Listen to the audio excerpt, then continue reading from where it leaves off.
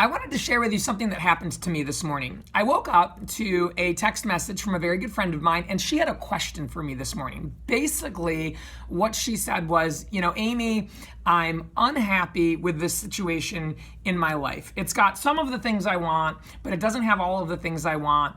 But I'm kind of debating whether to keep it in my life or whether to change it. What do you think? And I wanted to share with all of you the same advice or feedback I gave her because I loved this question so much. And the reason I loved this question so much is that it is something we all struggle with often. Many of us have a job that is different than the one that we really want or we dream about. Many of us have relationships that are different than the ones we dream about or really want. Many of us have a body that's different than the ones we dream about or really want. Many of us live in an apartment or a house or in an environment that's different than what we really want or we dream about. And anytime we do this, we're basically settling for second best, and it's never a good idea. Will Smith said it best. We should not ever have a plan B because it distracts from plan A. And the reality is that when we want something very badly, whether it's a better relationship or a better job or a better house or a better body, we have to invest in it fully. We have to believe that it's going to be ours. We have to believe that it's possible for us, that it's achievable for us, and we have to pursue it with vigor and gusto. And when we stay in situations that are only half of what we want or kind of a level down from what we want, we basically start to negotiate with ourselves and settle with ourselves and tell ourselves, well, maybe I don't really want that, or maybe I don't really deserve that. We might not do those things consciously, but subconsciously, those are the signals we're putting out into the universe that I don't deserve more, that I'm not really all that committed to getting this thing.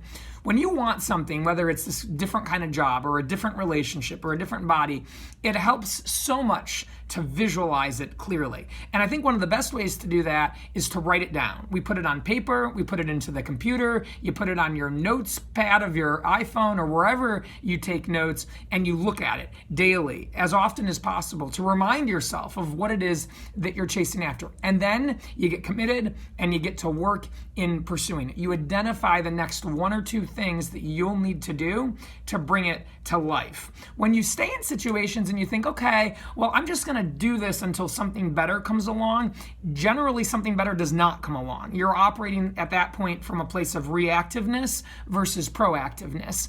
And you're also operating from a scarcity mindset versus an abundance mindset. A scarcity mindset is where you believe there's not enough for everybody. These things maybe just only belong to the chosen lucky few. It's good enough. Maybe there's not more for me. An abundance mindset is where you do believe that there's more of the pie for you, for everybody, that you can have everything you want, you can have your cake and eat it too.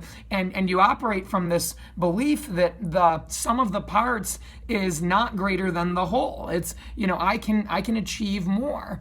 And so it's really important that you don't stay in situations that you're not satisfied with. I think often we do this because our subconscious minds are afraid of change. And I've said this in other videos before, but ultimately, our subconscious minds are wanting to protect us. They want to keep us safe. They're trying to make things as easy on us as possible. And we live in a society, in a world that actually reinforces this. Here's the quick fix to get rich or famous or skinny. The only way I really know to have a lot of success is to do a lot of work.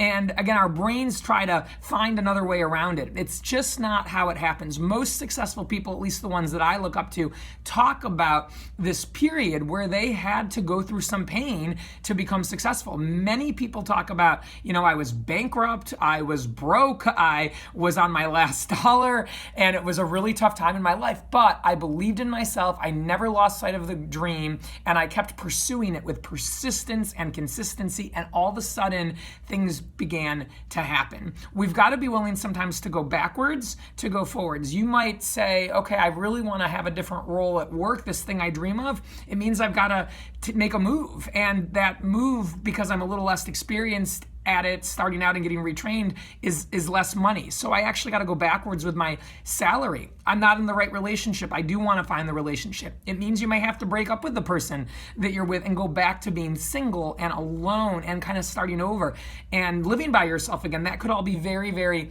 painful. The body that you want, you're going to have to sacrifice something. The food that you like, the drinks that you like, you're going to have to potentially give up time so that you can go exercise, which takes away from your family or your friends.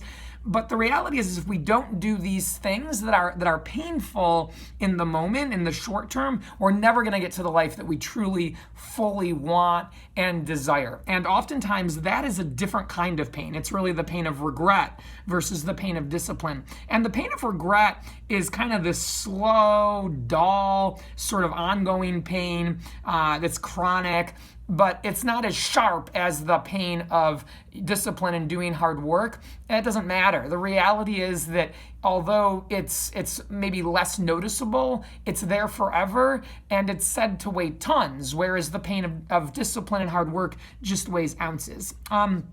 Now, as I say all of this, and I'm saying go all in and pursue it fully and don't have a plan B, I recognize that for some people, you might be thinking, I can't just quit my job and go unemployed and not have an income. I have to stay here. And that's fine. I get that. I've been there many times. But ultimately, there are things you can do to mentally to pursue the new job fully.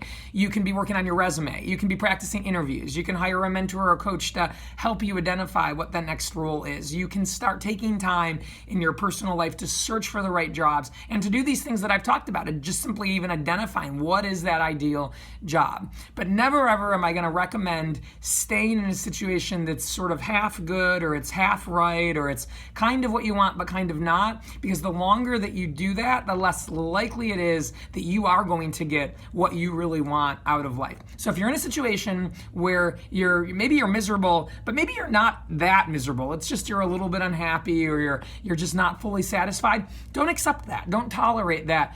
Focus on what you really want.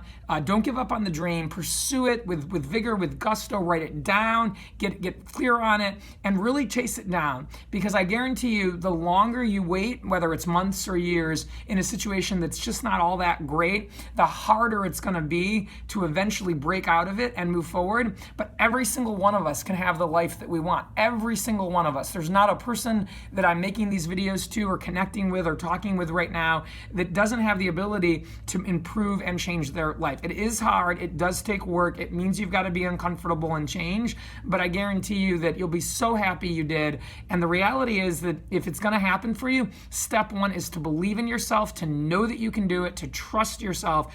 And people that believe in themselves, trust themselves, and know they can achieve it, they don't stay in lousy, half-baked, half-full, mediocre situations. They go after what they really, really want, and they don't look back. So be willing to do this and go through the pain in the moment.